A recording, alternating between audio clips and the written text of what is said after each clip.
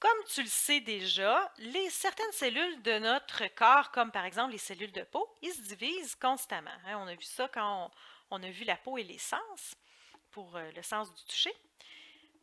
Donc, cette division-là est nécessaire. Pourquoi? Bien, certaines cellules, comme par exemple les cellules de peau au-dessus de la peau, vont mourir et vont tomber. Donc, elles doivent être remplacées. On perd à peu près 30 à 40 000 cellules mortes par minute. Ça veut dire ça, 50 millions de cellules mortes par jour. Alors, évidemment, il faut remplacer ces cellules de peau-là. Il y a deux sortes de divisions cellulaires, on va les voir également. Donc, la division cellulaire, quand une cellule se divise, exemple les cellules de ton corps comme celle de la peau, bien, ça se divise à partir d'une cellule. La cellule qui se divise et qui va former des nouvelles cellules, on l'appelle la cellule mère. Alors, elle fait une copie conforme de son matériel génétique finalement, puis elle se divise en deux. Alors, c'est ce qu'on va dire qu'on obtient deux cellules filles. Alors, pourquoi la division cellulaire a lieu? Bien, comme je parlais, entre autres, bien, la peau a besoin de se renouveler. Donc, ça peut être pour renouveler des cellules ou ça peut être aussi des cellules qui sont pas nécessairement mortes, mais endommagées. Là. Quand tu grandis, comme c'est actuellement le cas à l'adolescence, évidemment, vous êtes en pleine croissance. Donc, c'est dû à la division de tes cellules. Tu augmentes le nombre de tes cellules quand tu crois. Ou ça peut être également pour se reproduire. Les cellules reproductrices en fait du corps, qui sont les gamètes, on parle ainsi des spermatozoïdes, mais également des ovules, ce sont des cellules reproductrices. On peut en obtenir évidemment plusieurs, c'est par division cellulaire qu'on les obtient. On va y revenir. Donc, il y a deux types de division cellulaire, tout dépendamment à quoi ça sert. Donc, si ce sont des cellules, finalement, du corps, qui sont endommagées, donc qu'on doit réparer, ou qu'on veut augmenter la quantité parce qu'on est en croissance, bien à ce moment-là, le type de division cellulaire, ça se trouve à être la mitose.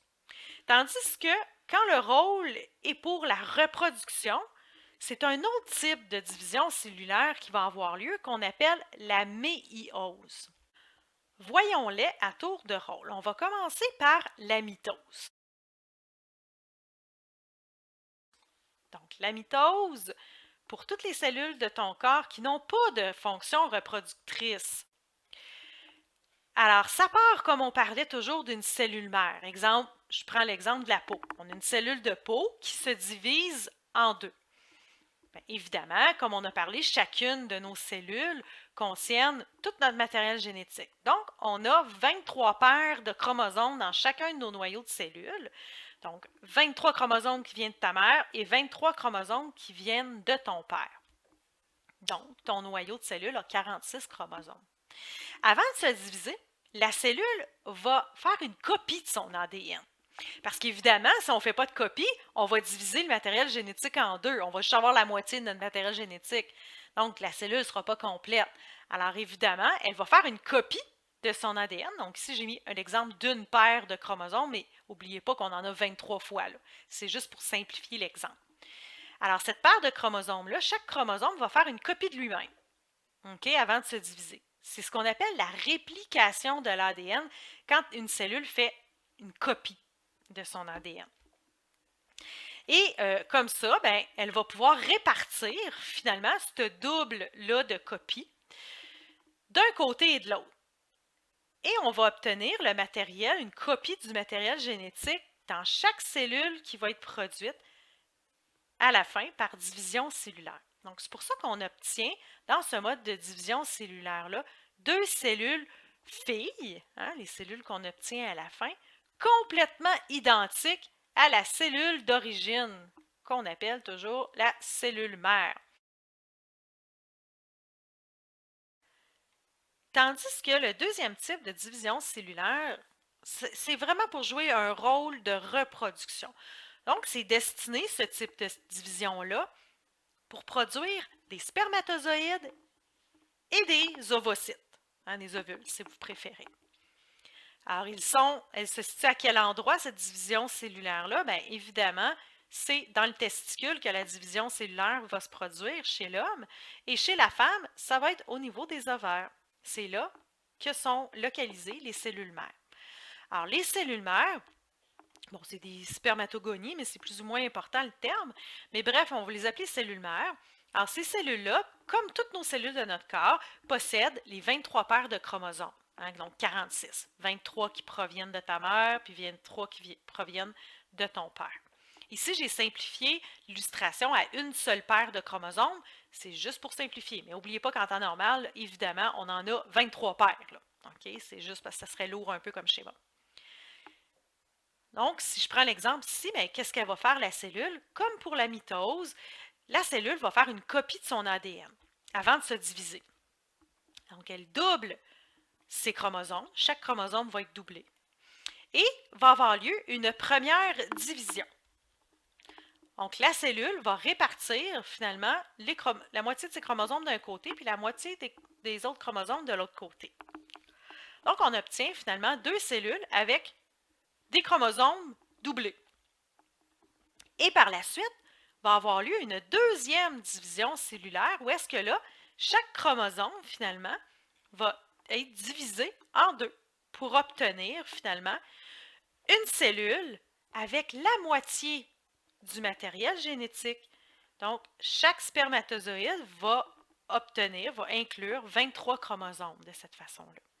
Alors, on voit que, finalement, la personne qui avait au départ les 23 chromosomes de son père et de sa mère va produire, finalement, dans chaque spermatozoïde, des copies différentes, finalement, de son ADN. Ce qui va permettre de former finalement des individus quand le spermatozoïde et l'ovule vont se lier. Ça va permettre de former des individus différents. Donc, est-ce que tu vas être une fille? Est-ce que tu vas être un gars? Est-ce que tu vas avoir les cheveux, par exemple, de ta grand-mère ou plutôt de la couleur de ton grand-père? Donc, c'est comme ça qu'on peut léguer des traits génétiques. Alors, je ne vous demande pas de retenir évidemment tous les détails de la division, c'est plus de comprendre la distinction entre les deux modes de division. Et au cours de la méiose, se produit un phénomène très particulier, c'est-à-dire que les chromosomes, juste avant de se diviser pour la première fois, ils vont croiser leurs gènes.